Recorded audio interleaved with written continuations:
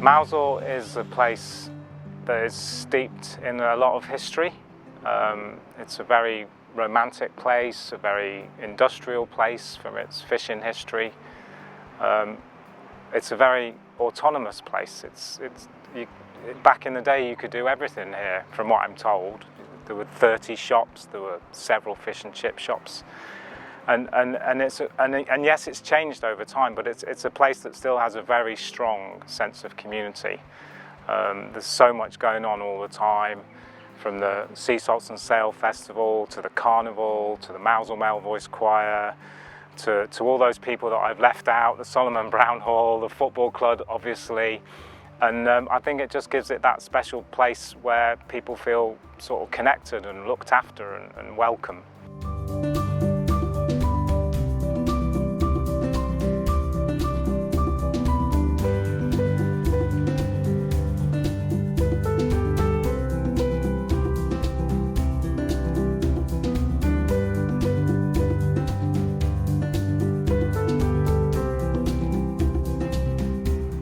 Just many things going on, and it gives you a big hug. The harbour gives you a big hug. It's almost like, I think somebody once said that the harbour walls are like two big arms that just come out and give you a big embrace.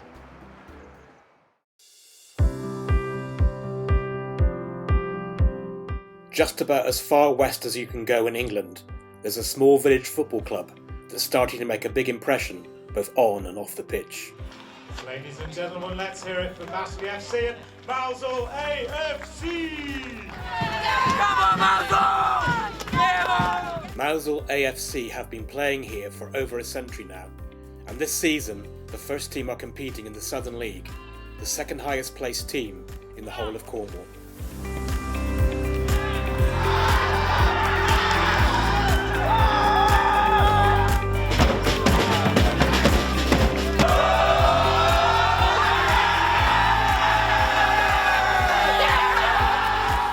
We're just at the end of the world, aren't we? So if you're at the end of the world, you have to have a USP. And your USP for some football clubs can be throwing silly amounts of money at people. That's not us.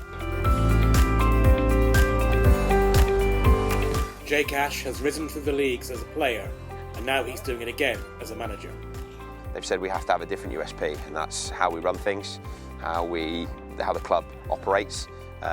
How the boys are treated in terms of how they're looked after, the facilities, the kit, all of the bits that add value. You know, I was fortunate to go on a journey through the league, so came across a lot of football clubs and don't think there's many like Mousehole, really don't.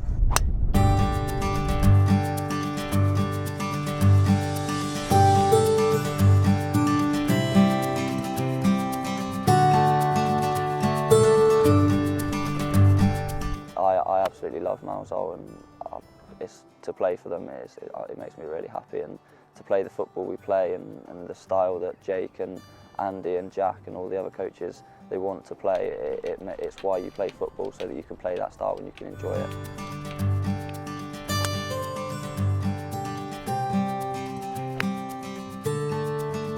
It's everything you want from a football club. Obviously, like the university setup and college setup that I went through was almost as professional as it could get. You train 4 times a week. You got good facilities, you got a gym, and when I came back from university, that's exactly what I was looking for, and I've found that in Mousehole. You know, we get given our gym programs if we want it. We get to train twice a week with great coaches and great players. So I can't speak highly enough of the club. Everything I've expected and was promised, I've been given here.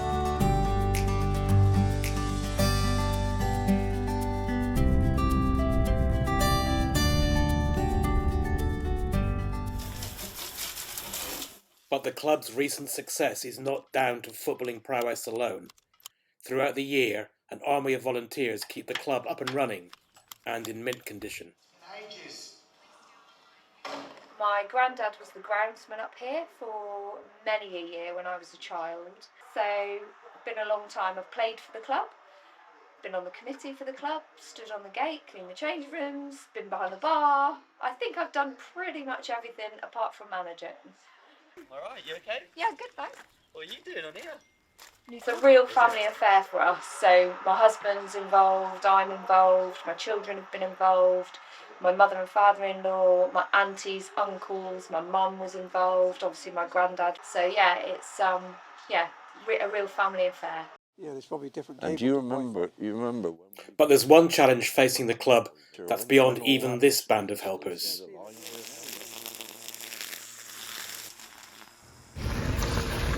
Getting to Trungle Parc can be something of an expedition. This part of Cornwall is famous for its narrow lanes, but with success on the pitch comes even more interest in watching the team. The local villagers are getting fed up with the increased traffic. The road simply isn't up to the job. So I sorted that out yesterday. So the chairman has sought the help of the neighbouring smallholder, who has gifted the club a slither of land. The success of the club and what's happened here has created a lot of people in cars, buses, caravans, bikes coming to this place because and they come here because they like what's going on, and we're aware that that is causing problems to our residents, and we'd like to help and sort that out by putting a better access rather than coming around those narrow lanes, meeting farmers and tractors and what have you, and then into the village. And they're trying to get a big coach up a tight lane where it should never be in the first place. We want to try and help put that right with the new road. Planning permission is in place to build a road starting at the club car park and ending up on the main road from Penzance to Land's End. This would then completely bypass the village of Poole and take all traffic off the existing potholed road. These are tough economic times, and although we're used to weathering a few storms out here in West Cornwall, building a road requires more than the club can generate on our own. Low centre of gravity, guys. Yeah, it's all technique. For 100 years, this club has been pulling together to get us where we are today. It's now time for that extra push to take us on the next stage of our journey, and we'd like you to come along. Being where we are is almost brilliant, even though it makes life difficult in some ways. It makes us have to be unique, it makes us have to think outside the box, it makes us have to be special. And I think everyone realises that, so that's what we all strive to do. I just love being part of something that you are on a journey and you don't really know where the journey's going to go. It's been brilliant to this stage, but who knows where it's going to go. But no one's saying, let's stop here, let's just rest. We've done all right, everyone's going, let's see where it takes us, and that's exciting.